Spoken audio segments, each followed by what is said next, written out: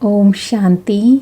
आज के बाबा के साकार माँ वाक्य हैं 11 मई 2020। आज बाबा बोले, मीठे बच्चे, तुम इन आँखों से जो कुछ देखते हो यह सब पुरानी दुनिया की सामग्री है।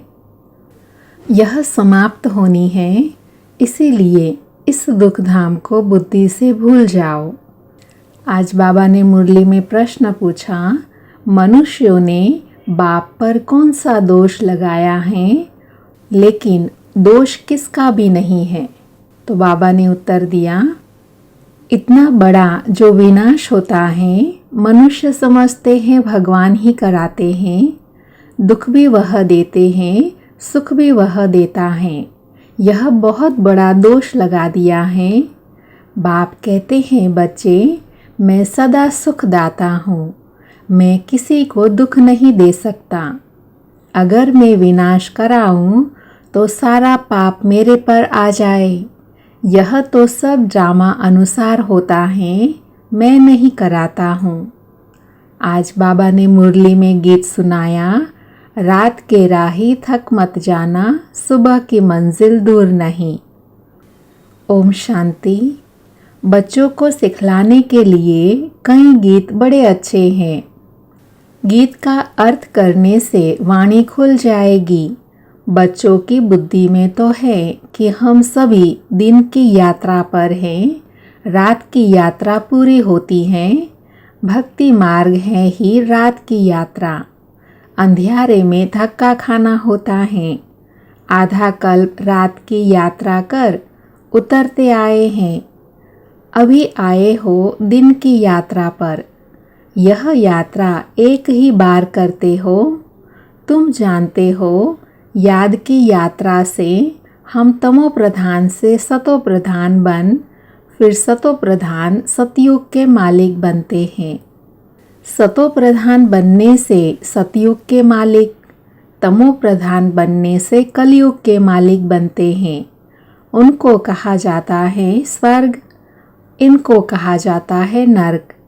अब तुम बच्चे बाप को याद करते हो, बाप से सुख ही मिलता है। जो और कुछ बोल नहीं सकते हैं, वह सिर्फ यह याद रखे, शांति धाम है हम आत्माओं का घर, सुख धाम है स्वर्ग की बादशाही, और अभी यह दुख धाम रावण राज्य है। अब बाप कहते हैं, इस दुख धाम को भूल जाओ। भले यहाँ रहते हो, परंतु बुद्धि में यह रहे कि इन आँखों से जो कुछ देखते हैं वह सब रावण राज्य है। इन शरीरों को देखते हैं, यह भी सारी पुरानी दुनिया की सामग्री है।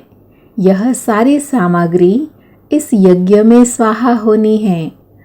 वह पतित ब्राह्मण लोग यज्ञ रचते हैं तो उनमें जौ, तिल आदि सामग्री स्वाहा करते हैं। यहाँ तो विनाश होना है। ऊंचे ते ऊंच है बाप, पीछे है ब्रह्मा और विष्णु। शंकर का इतना कोई पार्ट है नहीं। विनाश तो होना ही है। बाप तो विनाश उनसे कराते हैं जिस पर कोई पाप न लगे। अगर कहे भगवान विनाश कराते हैं तो उस पर दोष आ जाए। इसीलिए यह सब ड्रामा में नूंद है। यह बेहद का ड्रामा है जिसको कोई जानते नहीं है। रचता और रचना को कोई नहीं जानते। न जानने के कारण निधन के बन पड़े हैं। कोई धनी है नहीं। कोई घर में बाप नहीं होता है तो आपस में लड़ते हैं। तो कहते हैं, तुम्हारा कोई धनी नहीं है क्या? अभी तो करोड़ों मनुष्य हैं, इनका कोई धनी धोनी नहीं है। नेशन में लड़ते रहते हैं। एक ही घर में बच्चे बाप के साथ, पुरुष स्त्री के साथ लड़ते रहते हैं। दुख धाम में है ही अशांति। ऐसे नहीं कहेंगे भगवान बाप कोई दुख रचते हैं। मनुष्य समझते हैं दुख सुख बाप ही देते हैं, परंतु बाप कभी दुख दे न सके। उनको कहा ही जाता है सुखदाता, तो फिर दुख कैसे देंगे। बाप तो कहते हैं हम तुमको बहुत सुखी बनाते हैं। एक तो अपने को आत्मा समझो। आत्मा है अविनाशी, शरीर है विनाशी। हम आत्माओं के रहने का स्थान परम धाम है, जिसको शांति धाम भी कहा जाता है। यह अक्षर ठीक है। स्वर्ग को परम धाम नहीं कहेंगे, परम माना परे ते परे। स्वर्ग तो यहाँ ही होता है, मूल वतन है परे ते परे, जहाँ हम आत्माएं रहती हैं। सुख दुख का पार्ट तुम यहाँ बजाते हो। यह जो कहते हैं फलाने स्वर्ग पधारा, यह है बिल्कुल रॉन्ग। स्वर्ग तो यहाँ है नहीं, अभी तो है कलयुग। इस समय तुम हो संगम युगी, बाकी सब है कलयुगी। एक ही घर में बाप कलयुगी तो बच्चा संगम युगी, स्त्री संगम युगी, पुरुष कलयुगी। कितना फर्क हो जाता है। स्त्री ज्ञान लेती, पुरुष ज्ञान नहीं लेते, तो एक दो को साथ नहीं देते। घर में खिटखिट हो जाती है। स्त्री फूल बन जाती है, वह कांटे का कांटा रह जाता है। एक ही घर में बच्चा जानता है हम संगम योगी पुरुषोत्तम पवित्र देवता बन रहे हैं, लेकिन बाप कहते शादी बर्बादी कर नरकवासी बनो। अब रूहानी बाप कहते हैं बच्चे पवित्र बनो। अभी की पवित्रता 21 जन्म चलेगी, लेकिन रावण राज्य ही खत्म हो जाना है। जिससे दुश्मनी होती है तो उनका एफिजी जलाते हैं ना, जैसे रावण को जलाते हैं। तो दुश्मन से कितनी घृणा होनी चाहिए, परंतु यह किसी को मालूम नहीं है कि रावण कौन है। बहुत ही खर्चा करते हैं। मनुष्य को जलाने के लिए इतना खर्चा नहीं करते। स्वर्ग में तो ऐसी कोई बात होती नहीं। वहाँ तो बिजली में रखा और ख़त्म। वहाँ यह ख्याल नहीं रहता है कि उनकी मिट्टी काम आए। वहाँ की तो रस्म रिवाज ऐसी हैं जो कोई तकलीफ अथवा थकावट की बात नहीं रहती। इतना सुख रहता है। तो अब बाप समझाते हैं माम एकम याद करने का पुरुषार्थ करो। यह याद करने की ही युद्ध है। बाप बच्चों को समझाते रहते हैं, मीठे बच्चे अपने ऊपर अटेंशन का पहरा देते रहो। माया कहाँ नाक कान काट न जाए, क्योंकि दुश्मन है ना। तुम बाप को याद करते हो और माया तूफान में उड़ा देती है। इसीलिए बाबा कहते हैं हर एक को सारे दिन का चार्ट लिखना चाहिए कि कितना बाप को याद किया, कहाँ मन भागा।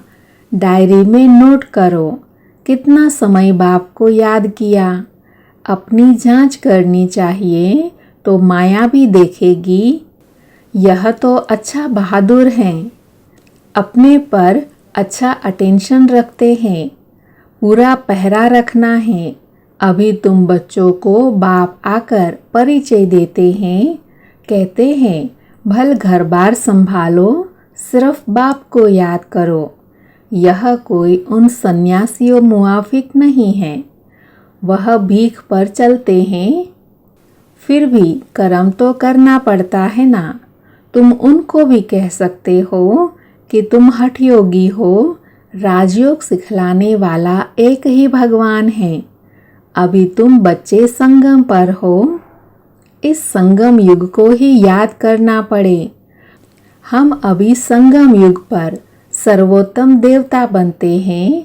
हम उत्तम पुरुष अर्थात पूज्य देवता थे, अब कनिष्ठ बन पड़े हैं, कोई काम के नहीं रहे। अब हम क्या बनते हैं? मनुष्य जिस समय बैरिस्ट्री आदि पढ़ते हैं उस समय मर्तबा नहीं मिलता। इम्तहान पास किया, मर्तबे की टोपी मिली, जाकर गवर्नमेंट की सर्विस में लगेंगे। अभी तो जानते हो हमको ऊंचे ते ऊंच भगवान पढ़ाते हैं, तो ज़रूर ऊंचे ते ऊंच पद भी देंगे। यह एम ऑब्जेक्ट है। अब बाप कहते हैं माम एकम याद करो, मैं जो हूँ जैसा हूँ सो समझा दिया है। आत्माओं का बाप मैं बिंदी हूँ, मेरे में सारा ज्ञान है। तुमको भी पहले यह ज्ञान थोड़े ही था कि आत्मा बिंदी है। उनमें सारा 84 जन्मों का पार्ट अविनाशी नूंधा हुआ है। क्राइस्ट पार्ट बजाकर गए, फिर ज़रूर आएंगे तो सही ना। क्राइस्ट के अभी सब जाएंगे। क्राइस्ट की आत्मा भी अभी तमो प्रधान होगी। जो भी ऊंचे ते ऊंच धर्म स्थापक हैं, वह अब तमो प्रधान है। यह भी कहते हैं मैं बहुत जन्मों के अंत में तमो प्रधान बना, अब फिर सतो प्रधान बनते हैं। तत्त्वम, तुम जानते हो हम अभी ब्राह्मण बने हैं देवता बनने के लिए। विराट रूप के चित्र का अर्थ कोई नहीं जानते। अभी तुम बच्चे जानते हो। आत्मा स्वीट होम में रहती है तो पवित्र है। यहाँ आने से पतित बनी है, तब कहते हैं हे पतित पावन, आकर हमको पवित्र बनाओ, तो हम अपने घर मुक्तिधाम में जाए। यह भी पॉइंट धारण करने के लिए है। मनुष्य नहीं जानते मुक्ति जीवन मुक्ति धाम किसको कहा जाता है। मुक्ति धाम को शांति धाम कहा जाता है। जीवन मुक्ति धाम को सुख धाम कहा जाता है। यहाँ है दुख का बंधन, जीवन मुक्ति को सुख का संबंध कहेंगे। अब दुख का बंधन दूर हो जाएगा।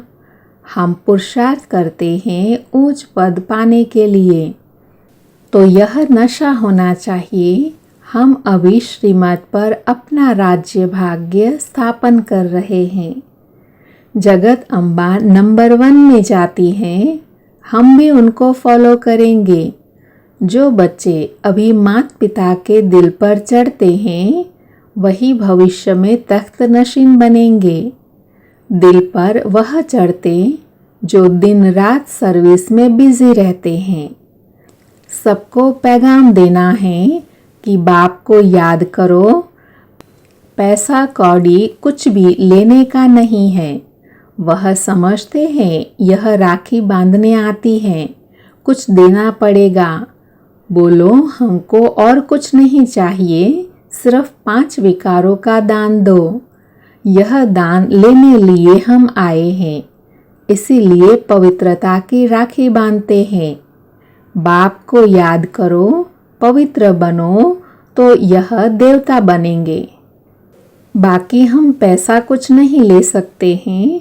हम वह ब्राह्मण नहीं हैं। सिर्फ 5 विकारों का दान दो तो ग्रहण छूटे।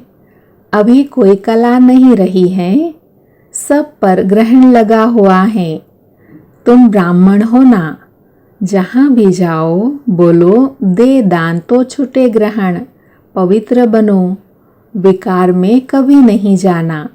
बाप को याद करेंगे तो विक्रम विनाश होंगे और तुम फूल बन जाएंगे। तुम ही फूल थे, फिर कांटे बने हो। 84 जन्म लेते लेते गिरते ही आए हो। अब वापस जाना है। बाबा ने डायरेक्शन दिया है इन द्वारा। वह है ऊंचे ते ऊंच भगवान, उनको शरीर नहीं है। अच्छा, ब्रह्मा विष्णु शंकर को शरीर है? तुम कहेंगे हाँ, सूक्ष्म शरीर है, परंतु वह मनुष्य की सृष्टि तो नहीं है। खेल सारा यहाँ है। सूक्ष्म वतन में नाटक कैसे चलेगा? वैसे मूल वतन में भी सूर्य चांद ही नहीं तो नाटक भी काहे का होगा। यह बहुत बड़ा मांडवा है। पुनर्जन्म भी यहाँ होते हैं, सूक्ष्म वतन में नहीं होता। अभी तुम्हारी बुद्धि में सारा बेहद का खेल है। अभी पता पड़ता है हम जो देवी देवता थे सो फिर कैसे वाम मार्ग में जाते हैं? वाम मार्ग विकारी मार्ग को कहा जाता है। आधा कल्प हम पवित्र थे, हमारा ही हार और जीत का खेल है। भारत अविनाशी खंड है, यह कभी विनाश होता नहीं। आदि सनातन देवी देवता धर्म था तो और कोई धर्म नहीं था। तुम्हारी इन बातों को मानेंगे वह जिन्होंने कल्प पहले माना होगा। 5000 वर्ष से पुरानी चीज़ कोई होती नहीं। सतयुग में फिर तुम पहले जाकर अपने महल बनाएंगे। ऐसे नहीं कि सोनी द्वारिका कोई समुद्र के नीचे है, वह निकल आएगी। दिखलाते हैं सागर से देवताएं रत्नों की थालियां भर कर देते थे। वास्तव में ज्ञान सागर बाप हैं, जो तुम बच्चों को ज्ञान रतन की थालियां भर कर दे रहे हैं। दिखाते हैं शंकर ने पार्वती को कथा सुनाई, ज्ञान रत्नों से झोली भरी। शंकर के लिए कहते हैं भांग धतूरा पीता था, फिर उनके आगे जाकर कहते झोली भर दो, हमको धन दो। तो देखो शंकर की भी ग्लानि कर दी है, सबसे जास्ती ग्लानि करते हैं हमारी। यह भी खेल है जो फिर भी होगा। इस नाटक को कोई जानते नहीं। मैं आकर आदि से अंत तक सारा राज समझाता हूँ। यह भी जानते हो ऊंचे ते ऊंच बाप है। विष्णु सो ब्रह्मा, ब्रह्मा सो विष्णु कैसे बनते हैं यह कोई समझ न सके। अभी तुम बच्चे पुरुषार्थ करते हो कि हम विष्णु कुल का बने। विष्णुपुरी का मालिक बनने के लिए तुम ब्राह्मण बने हो। तुम्हारे दिल में है हम ब्राह्मण अपने लिए सूर्यवंशी चंद्रवंशी राजधानी स्थापन कर रहे हैं श्रीमत पर। इसमें लड़ाई आदि की बात नहीं। देवताओं और असुरों की लड़ाई कभी होती नहीं। देवताएं हैं सतयुग में, वहाँ लड़ाई कैसे होगी? अभी तुम ब्राह्मण योग बल से विश्व के मालिक बनते हो। बाहुबल वाले विनाश को प्राप्त हो जाएंगे। तुम साइलेंस बल से साइंस पर विजय पाते हो। अब तुमको आत्म अभिमानी बनना है। हम आत्मा हैं, हमको जाना है अपने घर। आत्माएं तीखी हैं। अभी एरोप्लेन ऐसे निकला है जो 1 घंटे में कहाँ से कहाँ चला जाता है। अब आत्मा तो उससे भी तीखी है। चपटी में आत्मा कहाँ की कहाँ जाकर जन्म लेती है। कोई विलायत में भी जाकर जन्म लेती है। आत्मा सबसे तीखा रॉकेट है। इसमें मशीनरी आदि की कोई बात नहीं। शरीर छोड़ा और यह भागा। तुम बच्चों की बुद्धि में है हमको घर जाना है। पतित आत्मा तो जा न सके। तुम पावन बनकर ही जाएंगे, बाकी तो सब सजाए खाकर जाएंगे। सजाए तो बहुत मिलती हैं। वहाँ तो गर्भ महल में आराम से रहते हैं। बच्चों ने साक्षात्कार किया है कृष्ण का जन्म कैसे होता है। कोई गंध की बात नहीं, एकदम जैसे रोशनी हो जाती है। अभी तुम वैकुंठ के मालिक बनते हो तो ऐसा पुरुषार्थ करना चाहिए। शुद्ध पवित्र खान पान होना चाहिए। दाल भात सबसे अच्छा है। ऋषिकेश में सन्यासी एक खिड़की से लेकर चले जाते हैं। हाँ, कोई कैसे होते हैं। अच्छा, मीठे मीठे सिके लदे बच्चों प्रति माता पिता बाप दादा का याद प्यार और गुड मॉर्निंग। रूहानी बाप की रूहानी बच्चों को नमस्ते। हम रूहानी बच्चों की रूहानी माता पिता बाप दादा को याद प्यार गुड मॉर्निंग और नमस्ते। आज की मुरली में धारणा के लिए सार हैं। उसमें पहला है अपने ऊपर अटेंशन का पूरा पूरा पहरा देना है। माया से अपनी संभाल करनी है। याद का सच्चा सच्चा चार्ट रखना है। दूसरा है माता पिता को फॉलो कर दिल तख्त नशीन बनना है। दिन रात सर्विस पर तत्पर रहना है। सबको पैगाम देना है कि बाप को याद करो। 5 विकारों का दान दो तो ग्रहण छूटे। आज बाबा ने वरदान दिया है, बाप की याद द्वारा असंतोष की परिस्थितियों में सदा सुख व संतोष की अनुभूति करने वाले महावीर भव। वरदान का डिटेल है, सदा बाप की याद में रहने वाले हर परिस्थिति में सदा संतुष्ट रहते हैं, क्योंकि नॉलेज की शक्ति के आधार पर पहाड़ मुआफिक परिस्थिति भी राय अनुभव होती है। राय अर्थात कुछ नहीं, चाहे परिस्थिति असंतोष की हो, दुख की घटना हो, लेकिन दुख की परिस्थिति में सुख की स्थिति रहे, तब कहेंगे महावीर। कुछ भी हो जाए, नथिंग न्यू के साथ साथ बाप की स्मृति से सदा एक रस स्थिति में रह सकती हैं।